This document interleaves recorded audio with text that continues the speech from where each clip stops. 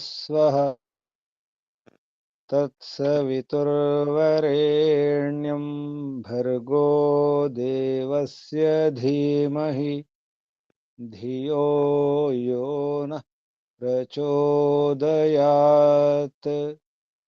ओम शांति शांति शांति। ओम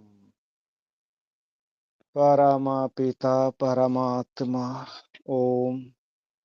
ఓముకు వందనాలు.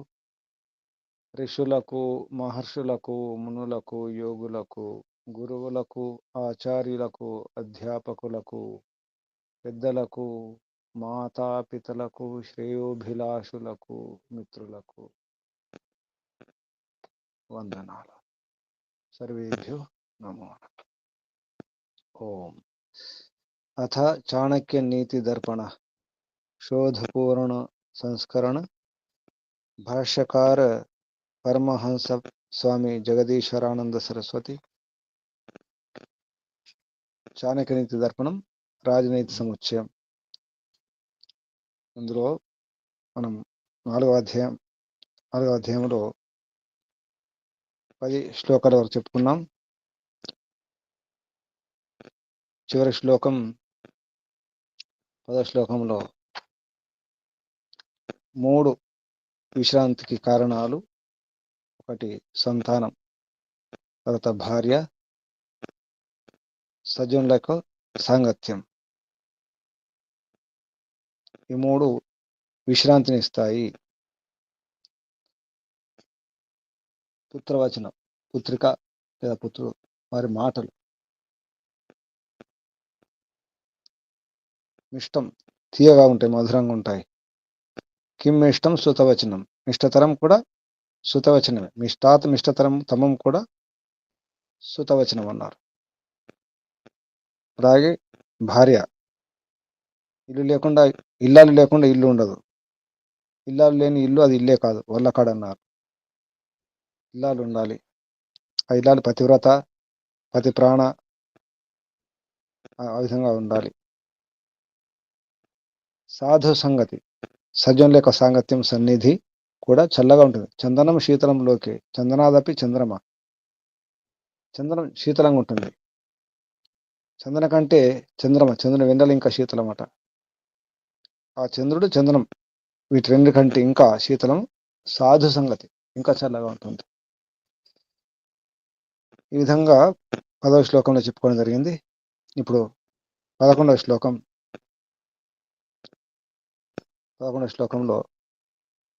సకృత్ జల్పంతి రాజాన, సకృత్ జల్పంతి పండితా. సకృత్ జల్పంతి, సకృత్ జల్పంతి సంధి ఉంది. సకృత్ జల్పంతి రాజాన, సకృత్ జల్పంతి పండితా. సకృత్ అంటే ఒకేసారి, సకృత్ ఒకసారి చెబితే చెప్పినట్టు అంతే. రాజు ఆదేశం ఒకసారి చెప్పడం ఉంటుంది, మాటి చెప్పడం ఉండదు. అది ఆదేశం. ఆదేశం అంటే అలాగే ఉంటుంది, ఒకసారి చెప్పడం ఉంటుంది. మాటి చెప్తే ఆదేశం కాదు. అది మాటి చెప్పామంటే ఆదేశం అన్నారు. సకృత్ జల్పంతి పండిత కూడా ఒకసారి చెప్తారు, మాటి చెప్పడం ఉండదు. అలాగే సకృత కన్యా ప్రదీయంతి, కన్యాదానం, పెళ్లి చేసి ఇవ్వడం అనేది ఒకసారి. మాటికి కన్యాదానం ఉండదు. ఇక్కడ ఇవన్నీ ఒకసారి మాత్రం ఉంటాయి అని ఈ శ్లోకం. సకృత్ జల్పంతి రాజానః, సకృత్ జల్పంతి పండితాః, సకృత్ కన్యాః ప్రదీయంతే, త్రీని ఏతాని సకృత్. తెలుగులో అర్థం చెప్పండి. ఓం నమస్తే గురుజీ. చెప్పండి. రాజులు ఒక్కసారే ఆజ్ఞాపించరు, పండితులు ఒక్కసారే చెప్పుదురు, కన్యాదానము ఒక్కసారే చేయబడును. ఈ 3 ఒక్కొక్కసారే చేయబడును, పలుసార్లు కాదు. ఓం. పలుసార్లు అయితే ఏమవుతుంది? వివరణ ఉంది ఇంకా, చెప్పండి. ఎవరు మరి లేదు గురించి అంతే. ఒకసారి మాటికి, ఒకవేళ మాటికి రాజు మాటి చెప్పారు అనుకోండి, దాన్ని ఏమంటారు? మనం కూడా ఇంట్లో కానీ బయట కానీ ఆదేశం అంటే ఎలా ఇస్తాం? లేదా ప్రార్థన వినతి, విన్నపం, ఉమ్. మనవి చేసుకోవడం. మాటి మాటికి చెబితే దాన్ని ఏమంటారు? ప్రయోగం చేశారు ఎప్పుడైనా? ఆదేశం ఎలా ఉంటుంది? ఆదేశాలు ఇవ్వడం అందరికి వచ్చు కదా. ఎవరు ఆదేశాలు ఇవ్వలేదా? ఆదేశం ఎలా ఇస్తారు?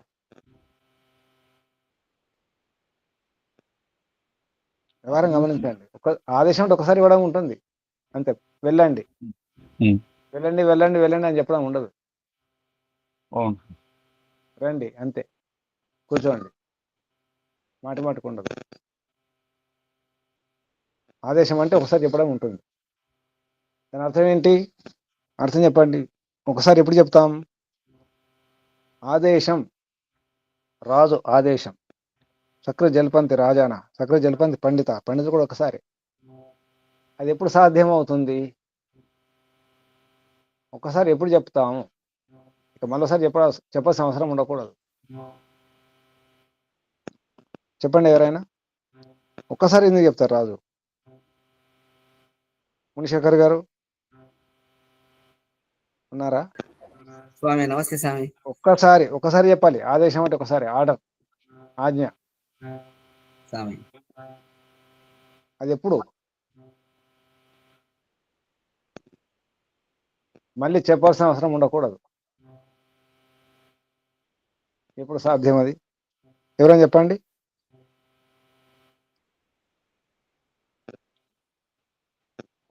ఆలోచిస్తున్నాం స్వామి. రాజులు, ప్రభుత్వం గవర్నమెంట్ ఆర్డర్స్ ఉంటాయి కదా. మాటి మాటికి అదే ఆర్డర్ వస్తుందా? మాటికి ఒకటే ఆర్డర్ వస్తుందా? ఓటాటం. జీవో వస్తుంది కదా. జీవో, గవర్నమెంట్ ఆర్డర్, ప్రభుత్వ ఆదేశం. ప్రభుత్వ ఆదేశం ఎన్నిసార్లు వస్తుంది? ఒకసారి ఎందుకు అది వచ్చింది? తప్పకుండా అమలు అవ్వాలి. ఒకసారి ఆదేశం ఎందుకు వచ్చింది? ఎప్పుడు వస్తుంది అది?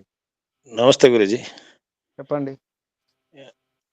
అంటే ఆదేశం ఇచ్చిన తర్వాత అమలు కాకపోతే ఆ రాచరికానికి, ఆ రాజు శాసనానికి విలువ లేకుండా ఉంటది కాబట్టి పదే పదే సార్లు చెప్తే ఆయనకి అది విలువ ఉండదు, పూజ్యభావం ఉండదు, గౌరవం ఉండదు. ఆ రాజ్యంలో కూడా సరైనటువంటి ఆ ఈ పరిపాలన జరగడానికి ఆ రాజుకు విలువ ఉండకుండా శాసనం చేసిన తర్వాత అమలు జరగవలసిందే. మరి అది ఆపడం లేదు. మరి ఇప్పుడు ప్రభుత్వ ఆదేశాలు ఎన్నో వస్తున్నాయి, అన్ని అమలులోకి వస్తున్నాయా? ఎన్నో శాసనాలు ఉన్నాయి, లెక్కలేని చట్టాలు, జీవోలు వచ్చినాయి, అన్ని అమలు అవుతున్నాయా? అమలు చేయడం అనేది రాజు డజన్ బట్టి ఉండదు గురువు గారు. రాజు ఇప్పుడు ప్రశ్న ఏం అర్థం చేసుకున్నారు? నేనేమన్నాను? ఆదేశం ఇచ్చే ముందు అంటే ఎప్పుడు ఇస్తారు ఆదేశం? ఒకసారి. అది ప్రశ్న జాగ్రత్తగా వినండి. ఆదేశం ఇస్తారు కదా, ఎప్పుడు ఇస్తారు ఆదేశం? ఆదేశం ఇస్తారు అమలు అయిందాకా లేదా? అది ప్రశ్న కాదు. నేను ఎందుకు అనలేదు, ఎందుకు ఆదేశం ఇస్తారంటే అనలేదు. ఎందుకు ఇస్తారంటే అమలు జరగడానికి, రాజు యొక్క గౌరవం పెంచుకోవడానికి. అది ఎందుకని దానికి సమాధానం. ఎందుకు కాదు, ఎందుకు ఆదేశం ఇస్తారు కాదు, ఎప్పుడు ఆదేశం ఎప్పుడు ఇస్తారు? అది ఒకసారి మాత్రం ఇవ్వాలి. ఒకసారి ఇవ్వాలంటే ఎప్పుడు ఇవ్వాలి? తప్పనిసరి పరిస్థితుల్లో ఇవ్వాలి.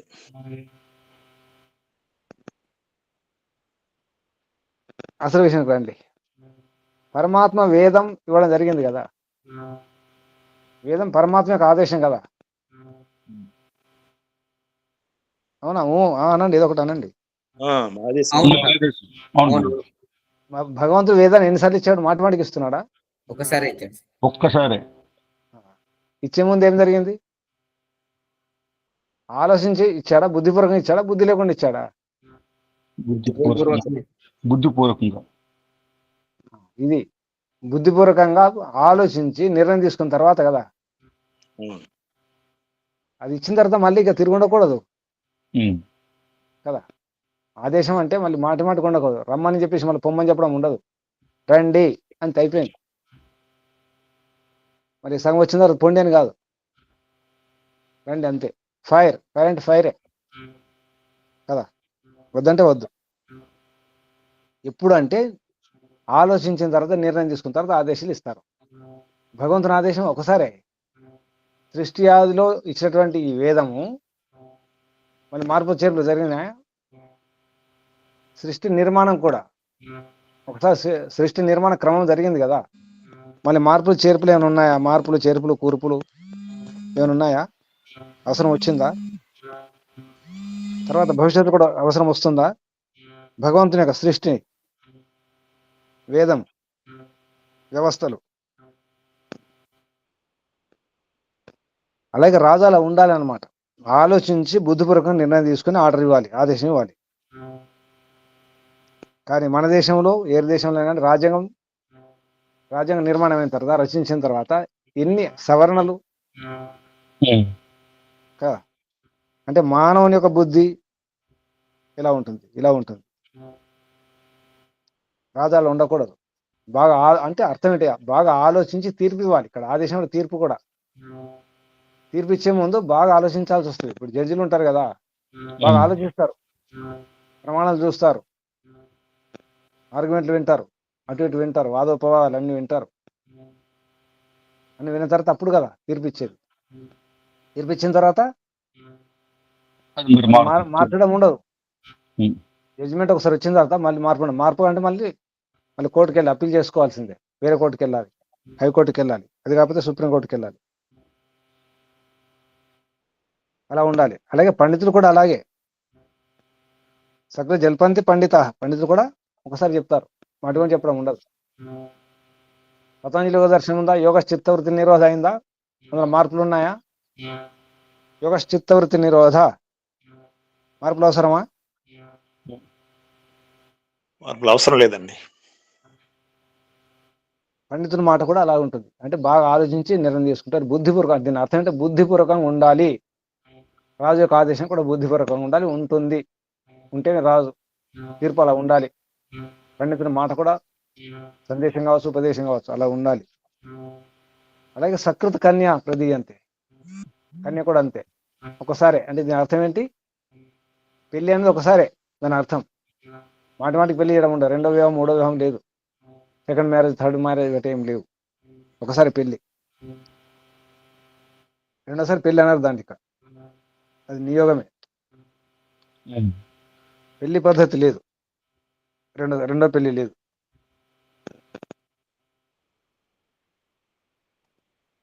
సకృత కన్యా ప్రదీయంతే త్రీడి ఏతాని, ఈ మూడు ఏవైతున్నాయో సకృత్ ఒకసారి అంతే. సకృత్ ఒకసారి మాటికి లేదు.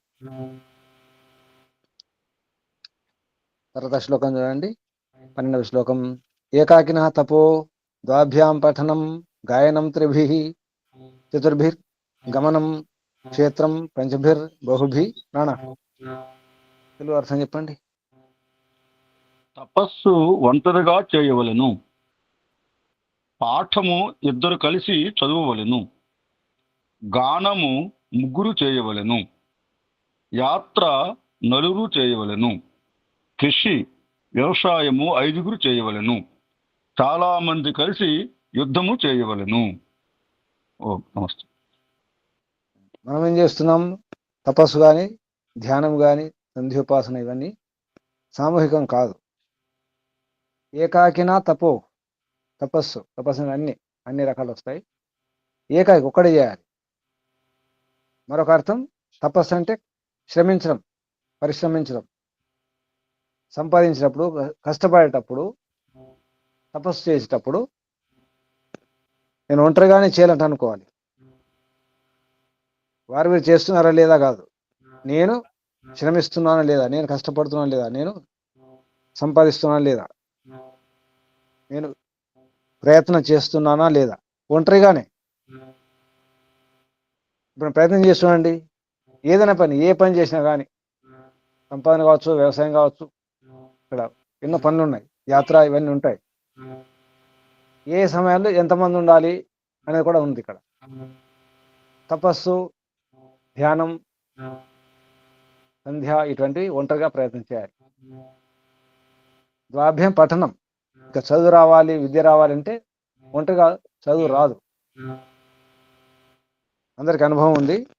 ఒంటరిగా చదువుకుంటాం అంతే, కానీ ఏం అర్థం కాదు. చదువుకుంటూ వెళ్తాం, ఏదో కథ చదువుకుంటూ వెళ్ళినట్టు వెళ్తాం, కానీ లోతుగా ఏం అర్థం కాదు. చర్చించుకున్నప్పుడే కనీసం ఇద్దరు ఉండాలి. ఇద్దరు మాట్లాడుకుంటూ, సంభాషించుకుంటూ, చర్చించుకుంటూ, సంవాదం చేసుకుంటూ చదవాలి. అప్పుడు విద్య వస్తుంది. పఠనం ద్వాభ్యాం పఠనం. గాయనం ముగ్గురుంటే గానం చేయడం. ఈ గాయనం ముగ్గురు ఎందుకు? ముగ్గురు ఎవరెవరు ఉంటారు? గానం ముగ్గురు చేయాలండి. ముగ్గురు ఎవరెవరు ఉండాలి? ఆ పాడినటువంటి వారు ఒకరు, పాడేవారు ఒకరు, తబలా కొట్టేవారు ఒకరు, ఇద్దరు, వీణ వాయించేవారు ఒకరు, ఈయన కానీ హార్మోనియం కానీ అటువంటివి హార్మోనియం. అంటే తెలియాలి సరిగా. ఈ లయ ఇవన్నీ సరిగా ఉన్నాయా తెలియాలి. తెలియాలి. అంటే ముగ్గురు ఎక్కువ కూడా ఉండొచ్చు, కానీ ముగ్గురు అయితే ఉండాలి. కనీసం ముగ్గురు ఉండాలి. లేకపోతే అసలు పాడేవాళ్ళు లేకపోతే తబలా కానీ ఏదో ఒకటి, డోలక్, ముగ్గురు ఉండాల్సిందే. అలాగే యాత్ర మాత్రం నలుగురు అన్నారు. చతుర్భి గమనం యాత్ర. ఇప్పటి కార్యాత్ర, ఈ లోకయాన యాత్ర. లోకయానం అంటే తెలుసు కదా? లోకయానం అంటే ఏంటి? లోకయానం లోకయానం అంటే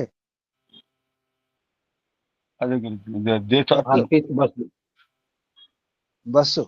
లోకయానం అంటే పబ్లిక్. మనం పబ్లిక్ ఏమంటాం? Public transport. Public transport, private transport, public transport. Public అంటే లోకమే కదా, లోకయానం. తర్వాత ఇంకా ధూమశకటం, పొగబండి. ఇప్పుడు ఈ ఏతి ఉన్నాయో ఈ యానాలు కాదు. ఒకప్పుడు ప్రయాణం, యానం అంటే ఎలా ఉండేది? గమనం అన్నారు. ఇక్కడ చతుర్వి గమనం. ఒక ఊరు నుంచి మరొక ఊరికి వెళ్ళాలంటే, ప్రయాణం చేయాలంటే నలుగురు ఉండాలట. అప్పుడు అడవులు ఉండేవి. ఇప్పుడున్నటువంటి ఈ మార్గాలు, ఈ రోడ్లు కాదు కదా. నలుగురు ఉండాల్సింది. నలుగురు కానీ ఇంకెక్కువ కాదు. ఎందుకంటే అప్పుడు దారి దోపిడిగాళ్ళు, క్రూర జంతువులు ఇటువంటివి ఉండేవి. అందుకే నలుగురు ఉండాలి. తర్వాత క్షేత్రం, వ్యవసాయం, కనీసం 5గురు ఉండాలి. పంచభి. బహుభి రణ, యుద్ధం మాత్రం ఎక్కువ మంది ఉండాలి, సైన్యం ఉండాలి కదా. ఇందులో మనకి ఇప్పుడు ఏకాకి తపస్సు, సంధ్యా, ధ్యానము, ఏదైనా విషయం మన లోతు ఆలోచించాలన్నప్పుడు, అంతర్ముఖం కావాలన్నప్పుడు ఏకాకి ఉండే ప్రయత్నం చేయాలి. ఇంకొకటి, మనం శ్రమించేటప్పుడు, కష్టపడేటప్పుడు వారున్నారా వీరుని చూడొద్దు. ఒంటరిగానే ప్రయత్నం చేయాలి, పురుషార్థం చేయాలి. ఏ పనైనా వాళ్ళు వస్తారు, వీళ్ళు వస్తారు, వాళ్ళు చేయట్లేదు, వీళ్ళు చేయట్లేదు అనుకుంటే మనం పని చేయలేము. కష్టపడేటప్పుడు ఒంటరిగా కష్టపడాలి. శ్రమించేటప్పుడు, సంపాదించేటప్పుడు, తినేటప్పుడు మాత్రం అందరిని చూడాలి. తినేటప్పుడు కేవలాఘో భవతి కేవలాది, ఒంటరిగా తినకూడదు. సంపాదన మాత్రం ఒంటరిగా సంపాదించాలి, కష్టపడాలి, శ్రమించాలి. కానీ తినేటప్పుడు చూసుకోవాలి. మన వ్యాకరణంలో ఈ పురుష ఉంది కదా, ప్రథమ పురుష, మధ్యం పురుష, తర్వాత ఏం పురుష, తర్వాత పురుష చెప్పండి. ఉత్తమ పురుష. ఎప్పుడు ఉత్తమ పురుష ఎప్పుడు అవుతాడు? ప్రథమ పురుష ఎప్పుడు? ప్రథమ పురుష అంటే నేను నీవు కాకుండా, నేను నీవు కాకుండా వాడు లేదా అతడు లేదా ఇతడు కదా. అంటే నేను నీవు కాకుండా అంటే కొంచెం దూరం ఉన్నవాడు, ఇంకెక్కడో ఉన్నవాడు, పరోక్షంగా ఉన్నవాడు, వాళ్ళ గురించి ఆలోచించాలి. నేను నీవు కాకుండా వేరే వారి గురించి ఆలోచించి పనిచేయాలి తినేటప్పుడు. తర్వాత మధ్యం పురుష, ఎదురుగా ఉన్నవారికి ఇవ్వాలి పంచేటప్పుడు. తర్వాత చివరికి మనకు అది ఉత్తమ పురుష. ఎప్పుడు ఉత్తముడు అవుతాడు? అందరికి పంచిన తర్వాత. ఇక్కడ లేని వారి గురించి ఆలోచించి ఉంచి, తర్వాత ఎదురుగా ఉన్న వారికి ఇచ్చి, చివరికి తన గురించి, అది ఉత్తమ పురుషుడు. ఇంగ్లీష్లో first person, second person, third person ఎవరు? ఫస్ట్ పర్సన్ ఎవరు ఇంగ్లీష్లో? ఉత్తమ పురుష. నేను, ఐ కదా. మనమే. సెకండ్ పర్సన్ యు కదా. థర్డ్ పర్సన్ ఎవరు? అదే ఆ, ఈషిట్. ఈషిట్. ఈషిట్. అంటే ముందు నేను తింటే అది ఫస్ట్ పర్సన్. కానీ సంస్కృతంలో ప్రథమ పురుష, అది రివర్స్ అన్నమాట. నేను, యు సెకండ్ పర్సన్. నీవు. ఆ సెకండ్ మాత్రం అంతే ఉంది అనుకోండి మధ్యలో. థర్డ్ పర్సన్ ఇక లేనివాడు. దాని సంస్కృతంలో అది కాదు. అలా తినేటప్పుడు అందరి గురించి పెట్టి మనం తినే ప్రయత్నం చేయాలి. ఇది ఉత్తమ పురుష లక్షణం. వ్యవసాయం చేసేటప్పుడు మాత్రం 5 అంతకంటే ఎక్కువ ఉండాలి. వ్యవసాయంలో చాలా మంది అవసరం ఉంటారు, కానీ కనీసం 5 ఉండాలి. వ్యవసాయం చేయాలంటే 5 ఉండాలి. 5 ఉండాలంటే ఇంట్లో ఎవరెవరు ఉండాలి? భార్యాభర్త 2, తర్వాత పిల్లలు ఇంకా 3. ఇంకెవరు ఉండాలి? భార్యాభర్త 2, ఇంకా తల్లిదండ్రి. తల్లిదండ్రులు. వాళ్ళని పక్క పెట్టాలమ్మా. తల్లిదండ్రులు పని అయిపోయింది, వాళ్ళు ఇచ్చేసారు మనకు. వాళ్ళ బాధ్యత లేదు, రిటైర్మెంట్ అయిపోయింది వాళ్ళది. పిల్లలు 3. అన్నదమ్ములు పిల్లలు ఉండాలి. సేవకులు. అంటే అన్న- కనీసం 3 పిల్లల్ని కనమని అర్థం ఇక్కడ. పిల్లలు 3. మేమిద్దరం ఒకటి, మాకొకరు కాదు. ఒకరు ముద్దు, 2 వద్దు కాదు. ఇప్పుడు మళ్ళీ మొదటికి వస్తుంది. కనీసం 5 పిల్లల్ని కనమని ప్రభుత్వాలు చెప్తున్నాయి ఇప్పుడు. వేదాదేశం 10 మంది పిల్లలు కనాలి. అదే మానవ దశపుత్రాణ. ఏకాదశ భర్త అంటే 10 మంది సంతానమైన తర్వాత భార్యకు భర్త కూడా పుత్రుడే, అలాగే భర్తకు భార్య పుత్రిక. ఆ విధంగా 11 మంది సంతానం ఉండాలి. అది వేదాదేశం. ఈ విధంగా అంటే మనం వ్యవసాయం చేయడానికి కానీ, యుద్ధానికి అయితే ఇంకా సైన్యం కావాలి, జనం కావాలి. బహుభీ రణ. ఇందులో ఏం పాటిస్తున్నాం మనం చెప్పండి? ఏమైనా పాటిస్తున్నామా? ఏకాయిక తపస్సు చేస్తున్నారా? మరి నేను సంజయ్ అన్ని చేసిన ఒంటరిగా చేస్తున్నాను గురించి ఒక రూమ్. సరే, ముందు ఈ 11 శ్లోకానికి రండి. ఒక్కసారి చెప్తున్నారా, 4 సార్లు చెప్తున్నారా? వ్యవహారంలో ఒక్కసారి ఒక్కసారి చెప్తే 100 సార్లు చెప్పినట్టేనా? Cinema dialogue. నేను ఒకసారి చెప్తే 100 సార్లు చెప్పినట్టే కదా?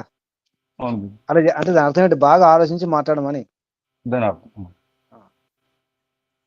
ఒక్కసారి చెప్పే ప్రయత్నం చేయండి అంటే బాగా ఆలోచించి మాట్లాడమని అర్థం. 11వ శ్లోకంలో 12వ శ్లోకంలో వ్యవహారం, ఒంటరిగా ఎప్పుడు ఉండాలి, ఇద్దరు ఎప్పుడు ఉండాలి, ఇది మాత్రం వాస్తవం. ఇది 2, 3, 4 ఉంటేనే విద్య వస్తుంది, ఒంటరిగా విద్య రాదు. మీ అందరికి అనుభవం ఉంది. ఒంటరిగా ఎన్నో శాస్త్రాలు చదివినారు, ఉపనిషత్తులు, దర్శనాలు. అప్పుడు ఎలా ఉంది, ఇప్పుడు ఎలా ఉంది? ఇంకా చర్చించుకుంటూ 4 కలిసి మాట్లాడుకుంటూ చేస్తే ఇంకా బాగా గుర్తుంటుంది. మర్చిపోకుండా ఉండాలంటే మాటి మాట చెప్పుకుంటూ ఉండాలి. ఎన్నో విషయాలు ఊరి వాళ్ళు, గ్రామీణులు మాట్లాడుకుంటారు, అన్ని గుర్తుంటాయి. ఎందుకు గుర్తుంటున్నాయి అంటే చెప్పుకుంటారు, మాట చెప్పుకుంటారు కాబట్టి. చెప్పడం వల్ల బాగా గుర్తుంటుంది.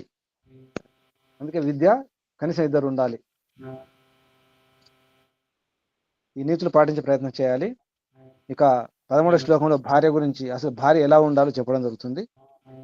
తా భార్య యా శుచి దక్ష. శుచిర్ దక్ష, ఇక్కడ సంధి అది. శుచిర్ దక్ష, శుచి దక్ష. సా భార్య యా పతివ్రత, సా భార్య యా పతిప్రీత, సా భార్య సత్యవాదిని. తెలుగులో అర్థం చెప్పండి. తెలుగులో అర్థం ఇక్కడ తాత్పర్యం ఇవ్వకుండా డైరెక్ట్ గా వివరణలోకి వెళ్ళిపోయారు గురించి. ఎవరు అంటే అర్థం ఇచ్చారు. యా అంటే ఎవరు? శుచి అంతఃశుద్ధి బహిశుద్ధి కలిగి పవిత్రముగా ఉండును, సరే, పని నిర్వహించుటలో నేర్పు శక్తి కలదై ఉండును. ఆమె భార్య మరియు పతివ్రతయై ఉండును. ఆమె భార్య. అదేవిధంగా ఎవరు పతి ప్రేత, పతి యందు ప్రీతి కలదై ఉండునో ఆమె భార్య మరియు సత్యవాదిని, సత్యమునే పలుకునట్టే ఆమె భార్య. వివరణ: స్త్రీ తన గుణములతోనే గౌరవము పొందుతున్నది. సరైన భార్యయే పోషింపదగినది. పుత్రసూహు పాకకుశల పవిత్ర చ పతివ్రత పద్మాక్షి పంచ హైట్ నారి భువి సంయాతి గౌరవం. పంచపైహి పంచపైహి పహి పైహిర్. నారి. పంచపైర్ అంటే పంచపైహి, ఇప్పుడు అసలు ఆ. విసర్గ వస్తుంది. పంచపైహి పంచపై తృతీయ నారి. భక్తి భవనం. పంచపైహి నారి, పంచపైర్ నారి భువి ఆ. సంయాతి గౌరవం. భువి సంయాతి గౌరవం. వీరపుత్రులు కొలినట్టిదియు, వంట చేయుటలో నేర్పు కలదియు, పవిత్రయు పతివ్రతయు పద్మాక్షియునను 5 ఉపకారములతో స్త్రీ ప్రపంచములో గౌరవము పొందును. పుత్రవతి పాకకుశల పవిత్ర పతివ్రత పద్మాక్షి అను 5 పదములలో ముందు ఉపకారం ఉన్నది. అది గురించి. అంటే పాని అక్షరాలు ఉన్నాయి. ఆ, పంచపాలు, పంచపై అంటే పంచపాలు ఉన్నాయి. పంచపాలు కలిగి నారి ఈ భూమిలో, పకారం. ఈ ప్రపంచంలో గౌరవం పొందగలుగుతుంది అని అర్థం. అది. మంచి వీరపుత్రులు ఉన్నటువంటి నారి. పాకకుశ అంటే వంట చేయడంలో, అంటే వంట ఎలా రోగాలు రాకుండా వంట చేయడం ఉండాలి. కమ్మగా వంట చేయడం కాదు, రోగాలు రాకుండా. పవిత్ర పతివ్రత పద్మాక్షి, ఇవి పంచ పకారాలు. 5 పకారములు. పాని అక్షరాలు ఉన్నాయి, అందుకే పంచపై అన్నారు. శ్లోకంలో సా భార్య, ఆమె భార్య ఎవరు? యా శుచి, పవిత్రంగా ఉంటుందో అంటే లోపల బయట లోపల మనసులో ఒకటి మాట ఒకటి కాదు. దక్ష అంటే పని చేయడంలో చతురత కుశలత నైపుణ్యం అటువంటిది. యా శుచి దక్ష, సా భార్య యా పతివ్రత. తర్వాత సా భార్య యా పతిప్రీత. పతి అంటే ప్రీతి ఉండాలి, ఆమె ఉత్తమ భార్య అవుతుంది. సత్యవాదిని అన్నిటికంటే ముఖ్యం. సా భార్య సత్యవాదిని అంటే భార్య లక్షణాలు. అలాగే భర్త కూడా అలాగే ఉండాలి. ఇక్కడ భార్య మాత్రం తీసుకోవడం కాదు, భర్త కూడా అలాగే ఉండాలి. తర్వాత 14వ శ్లోకం చూడండి. అపుత్రస్య గృహం శూన్యం దిశః శూన్యాః తు అబాంధవా శూన్యాస్తు అబాంధవా శూన్యాః తు అబాంధవాః. సంధి ఇక్కడ. శూన్యాస్తు అబాంధవాః మూర్ఖస్య హృదయం శూన్యం సర్వ శూన్యా దరిద్రత. అర్థం, పుత్రులు లేని వాని ఇల్లు శూన్యము, బంధువులు లేని మనుష్యునకు దిక్కులు శూన్యము, మూర్ఖుని యొక్క హృదయము శూన్యము, దరిద్రునికి సర్వము శూన్యమే. వివరణము. దారిద్ర్యము విషయంలో అందరూ వినదగినది. సర్వ కష్ట దరిద్రత చాణక్య శతకంలో దారిద్ర్యం అన్ని విధముల కష్టములు ఇచ్చినదే. దారిద్ర్య స్మరణం వరం వైరాగ్య శతకం. దరిద్రుడిగా బతుట కంటే చచ్చుట మేలు. దారిద్ర్యం ఏకం గుణకోటి నాశి, దారిద్ర్యం ఒక్కటే సర్వగుణములను నశింపజేయును. అయినను దారిద్ర్యం వలన లాభం ఉన్నది. హే దారిద్ర్య నమస్తుభ్యం సిద్ధో అహం త్వత్ప్రసాదతః పశ్యామ్యహం జగత్సర్వం నా మాం పశ్యతి కచ్చన. ఓ దారిద్ర్యమా, నీకు నమస్కారము. నీ దయ వలన నేను సిద్ధుడనైతిని. ఈ జగత్తునంతను నేను చూచుచున్నాను. నేను దరిద్రుని ఒకటసే నన్నెవరూ చూచుటలేదు. ఓ, చాలా సగ్గొంది గురించి. అర్థం చెప్పండి. దరిద్రాన్ని సంబోధిస్తూ, ఓ దరిద్రమా, చెప్పండి. నీకు నమస్కారం. ఎందుకు నమస్కారం? నీ దయ వలన నేను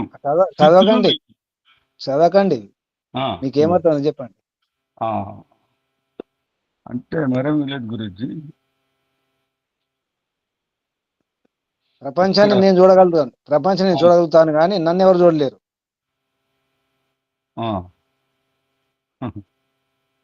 అర్థం ఏంటి? ప్రపంచం కూడా ఉండదన్నమాట. మనల్ని ఎవరు పట్టించుకోరు కదా. అవును. దరిద్రం కూడా ఎవరు ఎవరు విలువ విలువ ఉండదు కదా.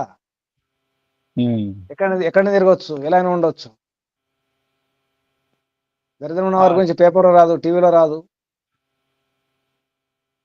ఒక వ్యక్తి ప్రముఖ వ్యక్తి అనుకోండి, ఎక్కడికి వెళ్ళినా పేపర్ వాళ్ళు వెంట పడతారు కదా. అవును. దరిద్రం వెంట ఎవరు పడతారు? సమయం బాగా మిగులుతుంది అన్నమాట. దరిద్రం వెంట ఎవరు పడరు, ఎవరి దగ్గర రారు కదా, ఎవరు చూడరు కదా. అది కూడా దాన్ని పాజిటివ్గా తీసుకోవడం జరుగుతుంది. కానీ అది కాదు, పురుషార్థం చేసి ఆ దారిద్ర్యాన్ని దూరం చేసుకోవాలి. అసలు దారిద్ర్యం ఏంటి? అన్నీ ఉంటాయి కానీ వాడుకోలేకపోవడం. ఇంతకుముందు చెప్పుకున్నాం కదా, అన్నీ ఉంటాయి కానీ మనం వాటిని ఉపయోగించుకోలేకపోవడమే దరిద్రం. వాడు దరిద్రుడు కదా. అన్నీ ఉన్నాయి, ఏది లేదు. బుద్ధి ఉపయోగించుకుంటే, బలాన్ని ఉపయోగించుకుంటే దరిద్రం ఎందుకు ఉంటుంది? దరిద్రం పేదరికం అని కాదు, నిజానికి బుద్ధిని వాడకుండా ఉపయోగించుకోకపోవడమే దరిద్రం నిజానికి. సర్వ కష్ట దరిద్రత. చాణక్య శతకంలో అన్నిటికంటే పెద్ద కష్టం దరిద్రతనే. దారిద్ర్యాత్ మరణం వరం. వైరాగ్య శతకంలో భర్తృహరి చెబుతున్నాడు, దారిద్ర్యం కంటే మరణమే వరం అట. మరణం. పురుషార్థం చేయాలి, మరి ప్రయత్నం చేయాలి కదా. పురుషార్థం చెబుతూ ఉండడం ఎందుకు మరి? ఉండకూడదు. ఏమన్నారు? అపుత్రస్య గృహం శూన్యం. ఏంటో సంతానం ఉండదు, పిల్లలు ఆడుకోవడం ఉండదు, పిల్లల కేరింతలు ఉండవో, ఆ ఇల్లు శూన్యమే. గమనించండి, పిల్లలు ఉంటే ఎలా ఉంటుంది ఇల్లు, పిల్లలు లేకుంటే ఎలా ఉంటుంది? ఇప్పుడు కుక్కలను పిల్లలు పెంచుకోవాల్సి వస్తుంది కదా. పిల్లల్ని ఎక్కడో పంపించేసి పిల్లల్ని పెంచుకోవాలి ఇప్పుడు కదా. ఇంట్లో పిల్లలు ఉండాలి. దిశ శూన్యం శూన్యా తు అబాంధవ. బాంధవ లేకపోతే దిశలు. బాంధవులు అంటే ఏం చేస్తాం? ఆ ఊర్లో చుట్టాలు బంధువులు ఉంటారు, ఈ ఊర్లో చుట్టాలు బంధువులు ఉంటారు, అటువైపు వెళ్తాం ఇటువైపు వెళ్తాం, యాత్రలు చేస్తాం కదా. అసలు బంధువులే లేరు, మిత్రులు లేరు, ఏ బాంధవులు లేరు. అప్పుడు ఎక్కడికి వెళ్ళకుండా ఉంటాం, ఏ దిశకు వెళ్ళాం. ఆ దిశలోని శూన్యమే. మూర్ఖస్య హృదయం శూన్యం. మూర్ఖుని యొక్క హృదయం శూన్యం ఉంటుంది. మూర్ఖుడు కదా, హృదయంలో ఏముంటాయి? మూర్ఖుని హృదయం నీకేమి ఉండవు. అజ్ఞాని. అలాగే సర్వశూన్య దరిద్రత. అన్నిటికంటే పెద్ద శూన్యం. శూన్యం లేక శూన్యం, ఇక సర్వశూన్యం దరిద్రత. కాబట్టి ప్రయత్నం చేసి పురుషార్థం చేసి ఇవన్నీ దూరం చేసుకోవాలి. ఇంట్లో పిల్లలు ఉండాలి. పిల్లలు అంటే సామాన్యంగా రోగాలు ఉండవు. పిల్లలతో ఆడుకోవడం ఉంటుంది, నవ్వడం ఉంటుంది, పరిగెత్తడం ఉంటుంది, వ్యస్తంగా ఉంటాం కాబట్టి రోగాలు కూడా పోతాయి. దానికోసమే ప్రపంచంలో విదేశాల్లో కుక్కల పిల్లలు జంతువుల పట్ల ప్రేమ పెరిగిపోయింది, మనుషుల పట్ల ప్రేమ లేదు. ఇప్పుడు జంతు ప్రేమికులు పెరిగిపోతున్నారు. మానవత్వం లేదు, మనుషుల పట్ల ప్రేమ లేదు. పెళ్ళే వద్దంటున్నారు, పెళ్లి చేసుకుని కూడా పిల్లలు వద్దంటున్నారు. కొత్త ధోరణి ఇప్పుడు. తర్వాత 15వ శ్లోకం చూడండి. అనాభ్యాస విషం శాస్త్రం, అజీరణే భోజనం విషం, దరిద్రస్య విషం గోష్ఠి, వృద్ధస్య తరుణి విషం. చెప్పండి అర్థం. అభ్యసింపన వానికి శాస్త్రము విషతుల్యము, జీర్ణించుకోలేని అజీర్ణ రోగికి భోజనము విషతుల్యము, పలు విషయములు చర్చించు సభ దరిద్రునికి విషతుల్యము, ముసలివానికి పడుసు స్త్రీ విషతుల్యము. ముఖ్యంగా శాస్త్రాలు అభ్యాసం చేయకపోతే, అధ్యయనం చేయకపోతే, ఎప్పుడో ఒకసారి చదువుతూ మళ్ళీ మర్చిపోవడం, మళ్ళీ ఎప్పుడో చూడడం అట్లా చేస్తే అది విషం అవుతుంది. దానికి అభ్యాసం ఉండాలి. అనభ్యాసే విషం శాస్త్రం. అది ఏదైనా, ఏ విద్య అయినా సాధన ఉండాలి, అభ్యాసం ఉండాలి, ప్రయత్నం చేస్తుండాలి. రోజు మాటి మాటికి గుర్తు చేసుకుంటుండాలి, ఆవృత్తి చేస్తుండాలి. అయితేనే గుర్తుంటుంది. శారీరకంగా చేసే పని కూడా రోజు వ్యాయామం చేయడం కానీ, ఆసనాలు కానీ, సూర్య నమస్కారాలు కానీ, ఏదైనా ఏ పని అయినా అభ్యాసం చేయడం మంచిది. అనభ్యాస విషం శాస్త్రం. శాస్త్రం పనికి రాకుండా పోతుంది. మరొక అర్థం అభ్యాసం అంటే దాన్ని ఉపయోగించుకోవడం, అలవాటుగా మార్చుకోవడం. అలవాటుగా మార్చుకోవడం కాకుండా దాన్ని ఆచరణలు పెట్టి దాని ఉపయోగం వినియోగం చేసుకోవడం, అప్పుడు అమృతం అవుతుంది. అన్ని విన్నాం కానీ వాడుకోవడం లేదు, ఉపయోగించుకోకపోతే అది విషమే. ఎన్ని ఉంటే ఏమి లాభం? శాస్త్రాలు ఉన్నాయి, గ్రంథాల్లో శాస్త్రాల్లో ఎన్నో విషయాలు ఉంటాయి. మనం అభ్యాసం చేసుకోవడం లేదు, ఉపయోగించుకోవడం లేదు, పాటించడం లేదు, అది వ్యర్థమవుతుంది, విషం అవుతుంది. అజీర్ణే భోజనం విషం, ఇది బాగా గుర్తుంచుకోండి. ఎంతమంది జీర్ణమైన తర్వాత భోజనం చేస్తారు? ఆకలి వేస్తేనే, ఆకలి వేస్తేనే భోజనం చేసేవారు ఎంతమంది ఉన్నారు? ఆకలి కాకుండా తినేవారా ఎవరైనా ఉన్నారా? ఆకలి వేస్తేనే భోజనం, సమయం చూసుకొని తినడం కాదు. 12 అయింది, 1 గంట అయింది, ఇది తినాలి, 4 అయింది అది తినాలి, రాత్రి 9 అయింది ఇది తినాలి, అది కాదు. సమయం చూసుకుంటూ పని చేయడం కాదు. 8 అయింది అల్పాహారం తీసుకోవాలి, 12 అయింది భోజనం చేయాలి, ఇది కాదు. ఆకలి వేస్తే తినడం, లేకపోతే లేదు. అది కూడా అనుకూలం ఉంటే తినడం, లేకపోతే లేదు. ఈ సూత్రం పాటిస్తున్నారా? ఇది ఒక్క సూత్రం పాటించండి. పాటిస్తున్నా గురించి ఇది తప్పకుండా పాటిస్తాను. దీనివల్ల అందరూ నాతో కొంచెం ఇదిగా ఉంటారు. టైంకి తినాలంటారు, నేను తినను. ఆకలి వేస్తేనే తింటా. ఆకలి వేస్తేనే తినండి, చెప్పారు కదా. అనుకూలంగా ఉంటేనే తినాలి. ఆ భోజనం అనుకూలంగా ఉంటేనే, లేకపోతే మానుకోవాలి. అనుకూలం కాకపోతే మానుకోవడమే. ఆకలి ఉంటేనే భోజనం చేయండి. అజీర్ణ భోజనం విషం అవుతుంది. ఆకలి వేయట్లేదు, తిన్నాం ముందే, ఇంకా మళ్ళీ పైనుంచి మళ్ళీ ఇంకా వేస్తున్నాం. రోజు అగ్నిహోత్రం చేసేవారు ఉన్నారు కదా, ఎక్కువ సమిధలు వేస్తే ఏమవుతుంది? ఎక్కువ సమిధలు వేసి ఎక్కువ సామాగ్రి వేస్తే ఏమవుతుంది? ఆరిపోతుంది. చూసుకుంటే ఒకసారి పొగ వచ్చేస్తుంది, ఆరిపోతుంది. మరి మన పొట్టలో అగ్ని లేకపోతే, జఠరాగ్ని లేదు, తింటున్నాం, అప్పుడు ఏమవుతుంది? యజగుండంలో అగ్ని లేదు, సమిధలు వేయండి, సామాగ్రి వేయండి, నెయ్యి వేయండి, అగ్ని లేదు.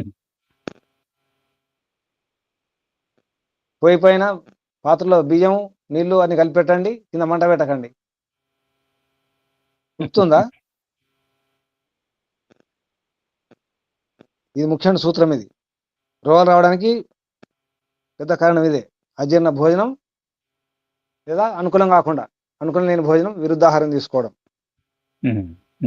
మన శరీరం ఏమిటి, మన శరీరానికి ఏది అనుకూలం చూసుకోవాలి. ఎంత అనుకూలం, ఉదయం ఎంత, సాయంత్రం ఎంత, మధ్యాహ్నం ఎంత, ఏ ఋతువులో ఎంత, ఏ కాలంలో ఎంత, ఏది అనుకూలం ఏది కాదు, శరీరం వాత శరీరమా, పిత్త శరీరమా, ఏ శరీరం అని చూసుకోవాలి. దరిద్రస్య విషం గోష్ఠి, వృద్ధస్య తరుణి విషం. దరిద్ర విషం గోష్ఠి, అందరు దరిద్రులే, గోష్ఠి చేస్తున్నారు, మీటింగ్ చేస్తున్నారు, ఏమి లాభం? ఎవరు ప్రయత్నం, అక్కడ దరిద్రం అంటే ఎవరు ప్రయత్నం చేసేవారు ఎవరు కాదన్నమాట. ఏమీ లేదు, సాధన లేవు, ఏమీ లేవు, సమావేశం చేస్తున్నారు, ఏమి లాభం? గోష్ఠి, ఏమి లాభం లేదు, అది విషమే. వృద్ధునికి తరుణి భార్య విషమే, పనికిరాదు. ఆ విధంగా ఏది విషయం చెప్పడం జరిగింది. 16వ శ్లోకం చూడండి. త్యజేద్ ధర్మం దయాహీనం విద్యాహీనం గురుం త్యజేత్. త్యజేద్ క్రోధముఖీం భార్యాం నిస్నేహాన్ బాంధవాన్ త్యజేత్. బాంధవాన్ త్యజేత్. 16వ శ్లోకం చెప్పండి. మనుష్యుడు దయాహీనమైన ధర్మమును విలువవలెను. విద్య లేని గురువును, క్రోధముతో కూడిన ముఖము గల భార్యను, స్నేహరహితులైన బంధు బాంధవులను విడిచిపెట్టవలను. అక్కరొకరాని చుట్టము, మురికిన వరమీని వేల్పు, మొహరమ తానెక్కిన పారని గుర్రం, గ్రక్కుణంగా విడవంగా వలె గదరాసుమతి. అక్కడ రాకపోతే ఎందుకు, వ్యర్థం కదా. ధర్మం పేరుకు ధర్మం అని చెప్తున్నాం. కొన్ని మతాలు ఉంటాయి, అందులో దయ ఉండదు. దయ లేని మతాలు ఉన్నాయి ప్రపంచంలో. దయ ఉండదు, అందులో క్రూరత్వం ఉంటుంది, హింస ఉంటుంది. అటువంటి మతాలు ఉంటాయి, సంప్రదాయాలు ఉంటాయి. దాని ధర్మం అంటున్నారు కొందరు.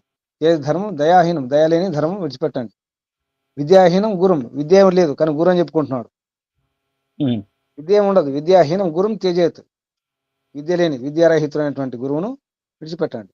అలాగే క్రోధముఖి భార్యను కానీ భర్త కానీ, ఇక్కడ భార్య అన్నారు కానీ భర్త కూడా.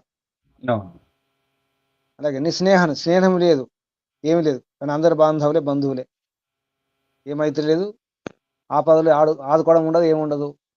వాడుకుంటుంటారు కానీ మన కష్టకాలంలో కాపాడేవారు ఎవరు ఉండరు, బాంధవులని చెప్పుకుంటారు. అటువంటి వారు కూడా పనికిరారు.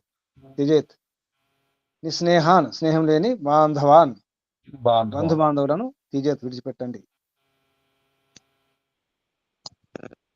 ప్రయత్నం చేసి చూడండి, పాటించి చూడండి ఎలా ఉంటుందో.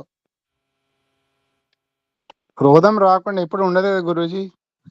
ఉం? క్రోధం అంటే దాని అర్థం ఏంటి? ఎప్పుడు అన్నమాట. మాట్లాడుతంతే ఓపిక ఉండదు. ముక్కోపి అంటారు కదా, ముక్కోపి అటువంటి వారిని భార్యాభర్తలు, ఇక్కడ భార్యాభర్తలు కాదు ఎవరైనా అంతే. ఎవరన్నా 17వ శ్లోకం చూడండి.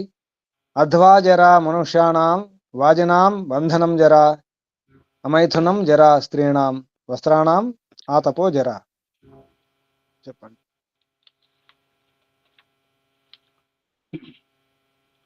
మనుష్యులు అత్యధికముగా నడిచినచో ముసలితనము వచ్చును. గుర్రములను కట్టివేసి ఇంచినచో వానికి ముసలితనము వచ్చును. స్త్రీలకు సంభోగము లేకున్నచో త్వరగా ముసలితనము వచ్చును.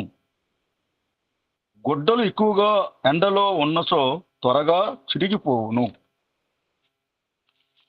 వివరణం. ఆరోగ్యం కొరకు నడక మంచిదే కాని అధికముగా ఎక్కువ కాలం నడిచినా అలసిపోయి ముసలితనము చిహ్నములు కనబడును. గుర్రమును కట్టివేసినచో ముసలితనము వచ్చును మరియు అఠము చేయును. తిప్పకున్నచో గుర్రము అఠము చేయును. తమలపాకు కుళ్ళిపోవును, రొట్టె మాడిపోవును, అందుచే వానిని త్రిప్పుచుండవలెను. వస్త్రములు ఎల్లప్పుడూ ఎండలో ఎండినచో రంగుపోవును, త్వరగా చినిగిపోవును. ఒక గ్రంథకర్త వృద్ధావస్థకు 5 కారణములు చెప్పెను. అందులో అధికముగా మార్గమును నడుచుట ఒకటి. శీత మధ్వా కదన్నం చ వయో అతీతాచ్చ యోషితః మనసః ప్రాతికూల్యం చ జరాయాః పంచహేతవః. 1. మిక్కిలి చల్లదనము. 2. మార్గమున అధికముగా నడుచుట. 3. చెడ్డ అన్నమును తినుట. 4. వృద్ధ స్త్రీతో సహవాసం. 5. మనసునకు వ్యతిరేకత. మనసునకు అనుకూలమైన సో మనసునకు ఉత్సాహము కలిగి ఆయుష్ వృద్ధి యగును. మనసునకు ప్రతికూలమైనచో అలసిపోయి ఆయుష్ తగ్గుచూ ముసలితనము ఆవరించును. ఓం నమస్తే గురుజీ. ఇది గమనించాలి. అధ్వా ఎక్కువ నడవడం మంచిది కాదు, బాగా నడవకండి. ఈ రోజుల్లో ఈ వాకర్స్ అసోసియేషన్ బాగా వచ్చేసి వాకర్స్ ఏం వాకింగ్ చేయడం రాదు కానీ ఆ చర్చలు చేసుకుంటూ మాట్లాడుకుంటూ వాకింగ్ చేస్తారు. అది వాకింగ్ కాదు, అది కాదు. మాట్లాడుకుని చేయకూడదు, తల దించుకుని వాకింగ్ చేయకూడదు. చేతుకాలు ఆడిస్తూ ముందుకు చూస్తూ కనీసం 10 మీటర్ల దూరం చూస్తూ నడవాలట. 10 మీటర్ల ముందు చూడాలన్నమాట. అంటే నడుము, వీపు, మెడ, తల నిటారుగా ఉంచుకోవాలి. నడక అంటే ఏకాకి చేయాలి, ఒంటరి చేయాలి నడక. అది కూడా శరీరాన్ని బట్టి చూసుకోవాలి, వయసును బట్టి. ఒకప్పుడు ఎక్కువ నడిచేవాళ్ళు కాబట్టి ఆ విషయం చెప్తున్నారు. ఇక్కడ ఎక్కువ దూరం నడవడం మంచిది కాదు అని అర్థం. ఎక్కువ నడిస్తే తర్వాత మోకాలు నొప్పులు కానీ ఇటువంటివి వస్తాయి, శరీరం అలసిపోతుంది, తొందరగా వృద్ధాప్యం వస్తుంది. పాతవాళ్ళని చూస్తాం 40-50 ఏళ్ళకి మొత్తం శరీరం అంతా ముసలితనం వచ్చేస్తుంది. కొన్ని ఉపాయాలు ఇక్కడ. ఈ వస్త్రాలు కూడా ఎక్కువ ఎండలో పెట్టకండి. తర్వాత గుర్రాలు కూడా అంతే,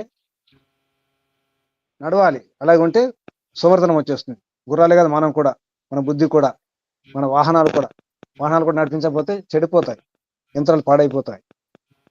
పని ఉండాలి, శరీరానికి కూడా పని ఉండాలి, అన్నిటికీ పని ఉండాలి, కానీ పరిమితంగా ఉండాలి. అది ముఖ్యం. మంచి శ్లోకం 18వ శ్లోకం చూడండి. కహ కాలః కాని మిత్రాని కో దేశః కౌ వ్యయ ఆగమౌ కహ చ అహం కశ్చాహం కా చ మే శక్తిః ఇతి చింత్యం ముహుర్ముహు.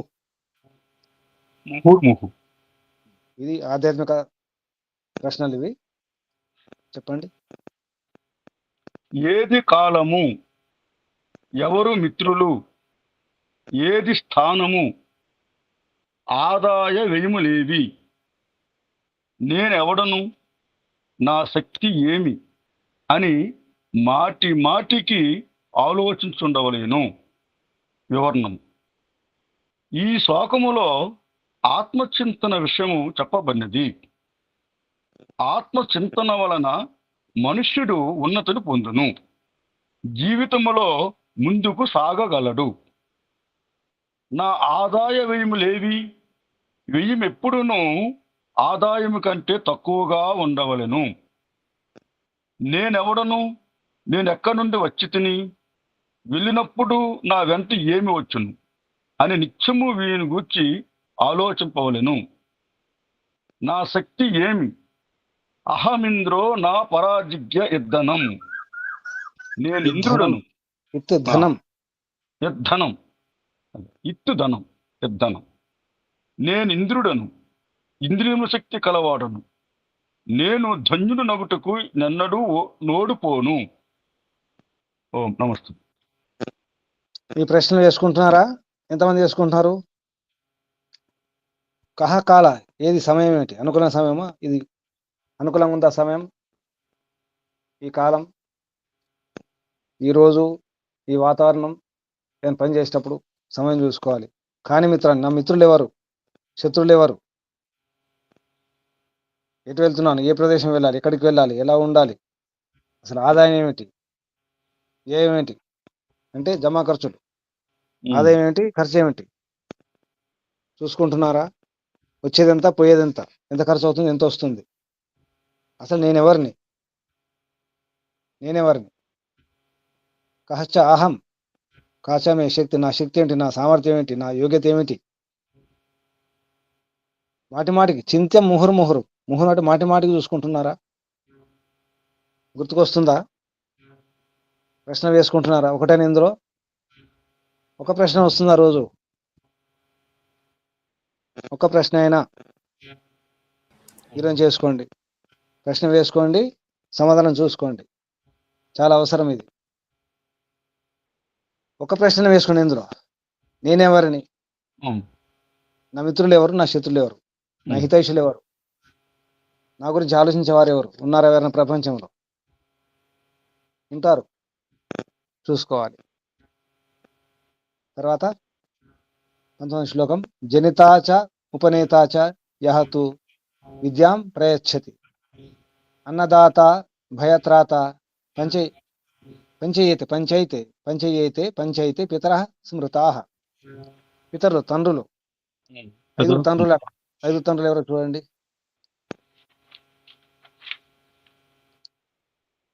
జన్మనిచ్చేవాడును, యజ్ఞోపవీత ధారణం చేయించేవాడును, విద్య నేర్పువాడును, అన్నదాతయు, భయము నుండి రక్షించేవాడు, ఈ ఐదుగురును పితరులని చెప్పబడుదురు.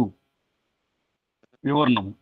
ఈ శ్లోకము వలన పితరులు జీవించిన వారే అని తెలియచున్నది. మరణించిన వారు పితరులు కారు. పారక్షణే అను ధాతువుతో పితర శబ్దము తయారగును. దాని అర్థము రక్షించువాడు. జీవించున్నవాడు రక్షింపగలడు, కానీ మరణించినవాడు కాడు కదా. మరణించిన వాడు తన్ను రక్షించుకొనలేడు, ఇతరులను రక్షింపలేడు. పాండవ కౌరవులకు యుద్ధము జరిగినప్పుడు, సేనలు ఎదురెదురుగా ఉన్నప్పుడు శ్రీకృష్ణుడు అర్జునుని ప్రార్థన వలన అతని రథమును 2 సేనల మధ్య నిలిపి, తత్ర పశ్యత్తి స్థితాన్ తత్ర పశ్యత్తు చితాన్ పార్థః పితృనథ పితామహాన్. గీత 1వ అధ్యాయము అర్జున విషాద యోగంలో 22వ శ్లోకం. అర్జునుడు అక్కడ నిలబడి తండ్రులను తాతలను మొదలైన వారిని చూచెను. ఇతడ పితర అన్న దానికి చనిపోయిన తాత ముత్తాతలైనచో అర్జునుడు చనిపోయిన వారిని ఎట్టు చూచును? ఎలా భయపడును? ఆ శస్త్రధారులందరూ చనిపోయినట్లేనా? తేలిన సారాంశము పితరులనగా బ్రతికిన వారే. ఓం నమస్తే. పితృపిండాలు తర్పణాలు చేస్తారు కదా, ఆ విషయం చెప్తున్నాను. దాని పితరులకు శ్రాద్ధము తర్పణాలు పిండాలు పెడతారు కదా, అది పితరులు అంటే బ్రతుకున్న వారే. బ్రతుకు 5 పితరులు ఉన్నారు. జన్మనిచ్చేవాడు, ఉపనయన సంస్కారం చేసినవాడు, గురువు, విద్యానిచ్చేవాడు, అన్నదాత, భయం నుండి రక్షించేవాడు. వీళ్ళు 5 పితరులు. పిత శబ్దానికి ధాతు పా రక్షణే, రక్షించేవారు ఎవరైనా పితలు అవుతారు అని అర్థం.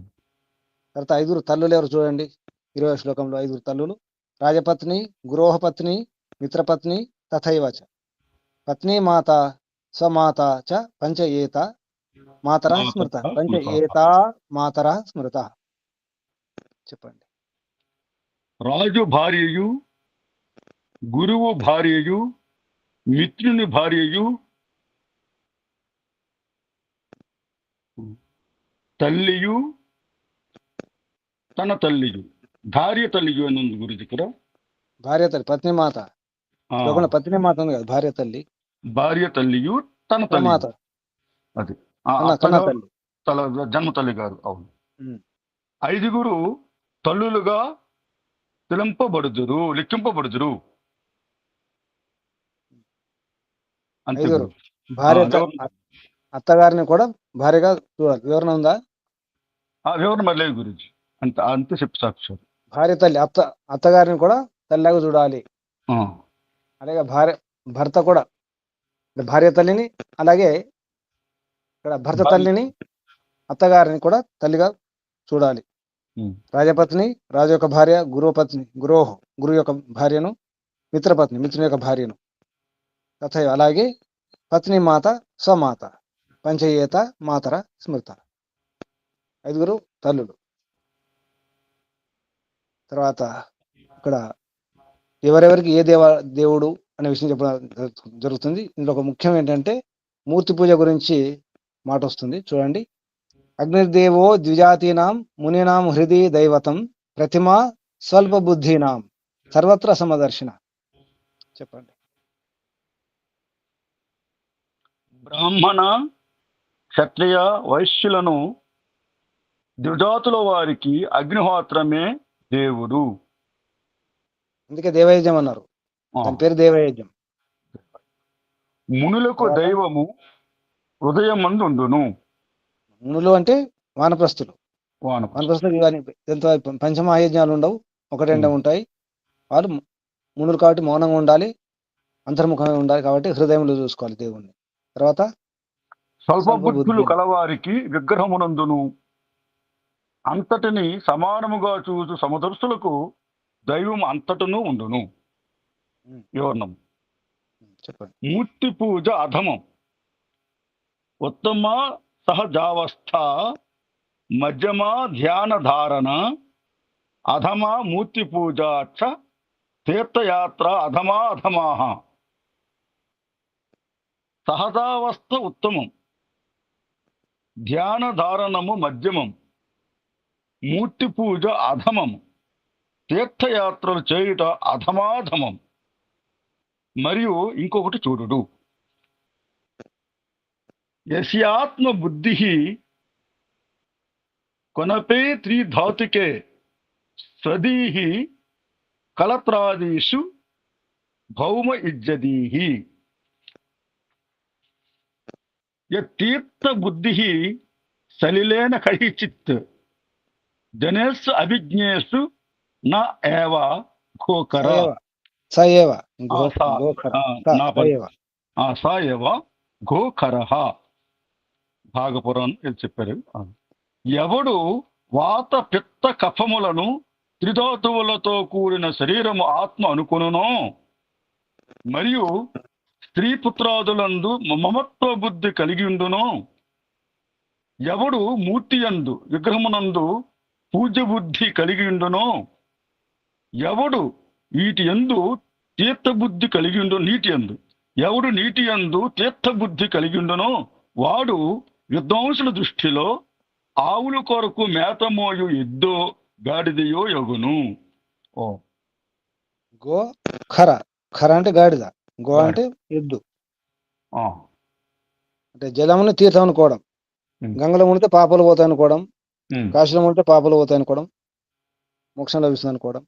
అటువంటి వాతపిత్తాలు ఉన్నటువంటి శరీరాన్ని ఆత్మ అనుకోవడం.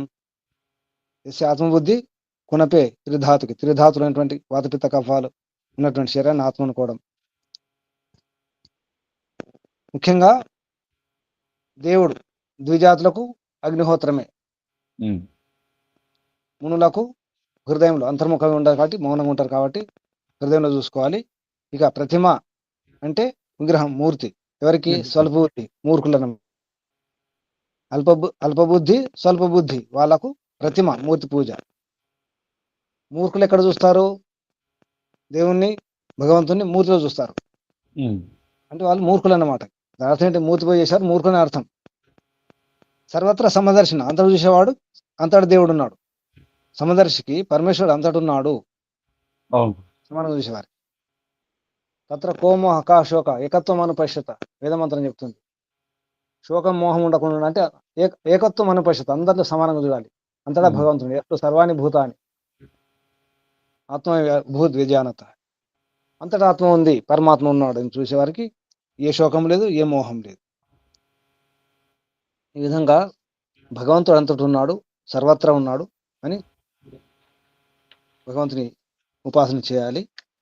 మూర్తి పూజ చేసేవాడు మూర్ఖుడు. అలాగే ఒక శ్లోకంలో ఏమన్నా అధమాధం అన్న తీర్థయాత్ర. ఎవరైతే తీర్థయాత్రలు చేస్తున్నారో వారు అధమాధములు ఉన్నారు. ఎవరైనా తీర్థయాత్రలు చేసేవారు ఇందులో? తీర్థయాత్ర చేసేవారు అధమాధములట. జాగ్రత్త,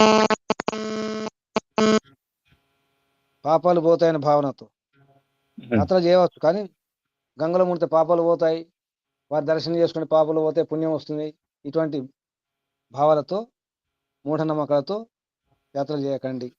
ఉమ్. అనవసరంగా తీర్థయాత్రలు చేయకూడదు. సమయం వ్యర్థం, శక్తి వ్యర్థం. సమయం, డబ్బు, శక్తి మూడు వ్యర్థం. స్వల్పబుద్ధులే, ఉమ్, అల్పబుద్ధులే, అధమాధమం. తీర్థయాత్ర అధమాధమా. ఇది ఎక్కడ ఉంది? శ్రీమద్ భాగవతంలో ఉంది. భాగవత రహస్యం అని చెప్పేసి శ్రీ రామచంద్ర డోంగ్రే అనే వారు రాయడం జరిగింది. శ్రీమద్ భాగవత రహస్యం, దాంట్లో ఈ శ్లోకం ఉంది. భాగవతంలోనే ఉంది ఇది. అవును. తీర్థయాత్ర చేసేవాడు అధమాధములు అని చెప్పేసి. శుభం. ఈ రోజు ఇది ఈ చతుర్థాధ్యాయం పూర్తి ఉంది. ఇక్కడ అవును. చతుర్థాధ్యాయ సమాప్త సంపూర్ణ. అత పంచమోధ్యాయ. రేపు చూద్దాం. శుభం. ఏమైనా సందేహాలు ఉన్నాయా? మరి ఏం నేర్చుకున్నారు? గురుజీ తనకంటే ఎక్కువ వయసు గల స్త్రీతో స్నేహం చేయొద్దంటే పెళ్లి చేసుకోవద్దని సావాసం. అని అర్థం కదా పెళ్లి గురుజీ. చేసుకోవద్దా? అంటే కానీ ఇప్పుడు వృద్ధ స్త్రీలు అన్నమాట. కంటే ఈ రాముడు తనకంటే పెద్ద అయిన స్త్రీని పెళ్లి చేసుకున్నారని చెప్పేసి ఈ మధ్య ఎక్కువ వయసు ఉన్న వాళ్ళని కూడా చేసుకోవచ్చు అనే వాదం మొదలైంది గురుజీ. ఏ రాముడు? ఏ రాముడు? రాముడు మాత్రం కాదు. ఏ రాముడు చేసుకున్నాడు? సీత వయసు ఎక్కువ ఉందా? రాముడు తక్కువ ఉంది? అప్పుడు చేత తక్కువ. అన్నీ ఎట్లా ఉంటాయి, అదంతే. వాల్మీకి రామాయణం చదివితే అర్థమవుతుంది. వాల్మీకి రామాయణం చూడండి. అది కల్పించారు గురుజీ. రాముడికి చేత పెద్దని కల్పించారు తప్ప లేదు గురు, చిన్నదే. రామునికి సీత ఏమవుతుంది? అది ప్రశ్న, అది కూడా ఒక ప్రశ్న ఉంది. రావణునికి సీత ఏమవుతుంది? కూతురు అవుతుందట. అసలు రావణుని ఇంట్లో సీత పుట్టిందట ముందు కదా. అటువంటి సినిమాలు కూడా వచ్చినాయి కదా. అవును, ఇది నభూత్ కల్పన. అలా ఉంటుంది. ఇంకా సందేహాలు? ఒకేసారి చెప్పండి, ఆలోచించి. దీని అర్థం ఏంటంటే ఒకసారి చెప్పడం అంటే ఆలోచించి మాట్లాడండి అని అర్థం. మాటి మాటికి చెప్పడం అది విన్నపం అవుతుంది, ఆదేశం కాదు. ఇంట్లో పిల్లలు ఉండాలి, బాగా గుర్తుంచుకోండి. అపుత్రస్య గృహం శూన్యం. తపస్సు, ధ్యానం ఇటువంటివన్నీ ఒంటరిగా చేసుకోవాలి. కష్టపడేటప్పుడు, సంపాదించేటప్పుడు ఒంటరిగానే చూసుకోవాలి. ఏడవకూడదు. నేను ఒక్కనే కష్టపడతానని చెప్పేసి ఏడవకూడదు. శక్తి బట్టి పురుషార్థం చేయాలి. బుద్ధిపూర్వకంగా కష్టపడితే ఇంకెక్కువ లాభం. బుద్ధి లేకుండా కష్టపడితే ఎన్ని రాళ్ళు కొట్టినా లాభం లేదు. ఎండలు రాళ్ళు కొడుతున్నాను ఉదయం నుంచి సాయంత్రం వరకు 10 రూపాయలు రాలని చెప్పేసి ఏడవకూడదు. బుద్ధితో శ్రమించాలి కదా. దుర్భిక్షం ఉండదు, కష్టపడితే దరిద్రం ఉండదు. బుద్ధితో ఎక్కువ నడవకండి. నడిచేవారు వస్త్రాలు ఎక్కువ ఎండలో ఉంచకండి. దాంట్లో ఉంచితే రంగు పేలిపోద్ది. ఇక్కడ గుర్రాలు అన్నారు, గుర్రాలు కాదు, మన బండ్లు కూడా అలాగే ఉంచేస్తే బండ్లు కూడా తుప్పట్టిపోతాయి. మన బండి వాహనాలు కూడా పనికి రాకుండా పోతాయి. అవును. అలాగే మన బుద్ధి కూడా, మన శరీరం కూడా, మన కాళ్ళు కీళ్ళు కూడా పని చేయకపోతే విసుకుపోతాయి. అందుకే జాగ్రత్త. ఇక ఈ ప్రశ్నలు వేసుకోండి. 18 శ్లోకంలో ప్రశ్నలు. ఏమి ఈ సమయం ఎటువంటి సమయం? అనుకూలం సమయం అవునా కాదా? నేనేమిటి? ఈ ప్రదేశం ఏమిటి? ఖర్చు ఏమిటి? ఆదాయం ఏమిటి? ఎవరు బంధువులు, ఎవరు మిత్రులు, ఎవరు శత్రువులు, ఇవన్నీ చూసుకోవాలి. నా శక్తి ఏమిటి? ఓం క్రతోస్మర క్లిబేస్మర కృతం స్మర. మంత్రములు కూడా ఇదే. క్లిబేస్మర అంటే నా శక్తి ఏమిటి, నా సామర్థ్యం ఏమిటి. ఓం క్రతోస్మర క్లిబేస్మర కృతం స్మర. ఏ తప్పులు చేస్తున్నాను, ఏం చేస్తున్నాను కూడా చూసుకోవాలి. ఇవన్నీ ప్రశ్న. కొన్ని ప్రశ్నలు ఇవ్వడం జరిగింది, కానీ ఇంకా ప్రశ్నలు వేసుకోవచ్చు మనం. చింత్యం ముహుర్ముహుర్, మాటి మాటికి చింతించాలి. ఇంకా ప్రశ్నలు మరి ఇది అపుత్రస్య గృహం అన్న గురించి అంటే మరి పుత్రుడు అంటే కొడుకు. మరి మా వాటి ఆడపిల్ల కన్న వాళ్ళకి మరి ఏంటి సార్? మరి మా గృహం కాదంటారు అంటే పిల్లలని అర్థం. అది గురించి అదే సంతానం అని అర్థం. ఇక్కడ సంతానం పుత్ర అంటారు. పర్సన్ పురుష అంటే ఆడవాళ్ళు మగవాళ్ళు ఇద్దరు కదా. అది సంతానం. అది నా సంతానం అంతే. సంతానం పిల్లలు ఆడుకుంటున్నారు. అవును, ఇప్పుడు వాళ్ళు మాట్లాడుతున్నారు. లక్ష్మమ్మ గారు ఎవరు? లక్ష్మమ్మ గారు కూర్చోండి. మీరు మాట్లాడుకుంటే అంత రికార్డ్ అవుతున్నాయి ఇక్కడ. రాములు గారు మీరు కూడా ఇప్పుడు మాట్లాడు. గురువు గారు అండి, నేను కొత్తగా జాయిన్ అయ్యాను గ్రూప్ లో. సరే వినండి. వింటున్నాను, అదే వింటున్నాను. మ్యూట్ లో ఉండి మీ మాటలు ఇక్కడ రికార్డ్ అవుతున్నాయమ్మా. అన్ని రికార్డ్ అవుతాయి. అవును గురువు గారు. మ్యూట్ ఉండండి. ఎప్పుడు నాకు హెల్త్ ప్రాబ్లం ఉంటది గురువు గారు. తర్వాత మాట్లాడండి. తర్వాత మ్యూట్ లో ఉండండి. శుభం. రాము గారు మాటి మ్యూట్ లో ఉండండి. అన్మ్యూట్ అవుతున్నారు. మ్యూట్ లో ఉండాలి. మాట్లాడేటప్పుడు మిగతా వారంతా మ్యూట్ ఉంటే బాగుంటుంది. సందేహాలు ఉంటే అడగండి. ముగించేద్దాం మరి. శుభం. సర్వేభ్యో నమః. ఓ